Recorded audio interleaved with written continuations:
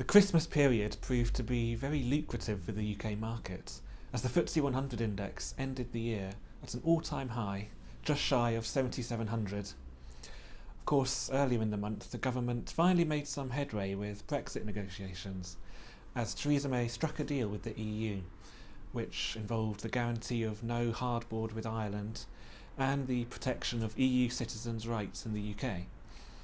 The so-called divorce bill is estimated to be between 35 and 39 billion pounds. The Bitcoin had an incredibly volatile time last month, even by its own standards.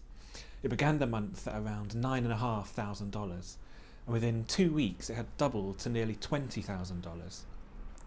However, then Bitcoin futures were listed on the Chicago Mercantile Exchange, which meant investors were able to short the Bitcoin for the first time.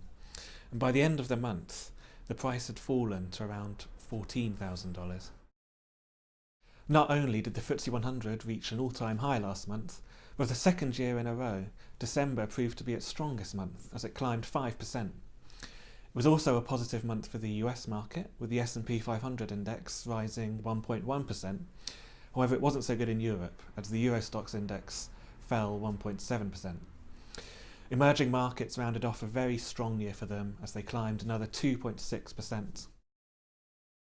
Donald Trump will be celebrating 1 year in power later this month, and as I mentioned at the client seminars in December, the US market has held up remarkably well considering the sheer amount of media backlash that his presidency has resulted in.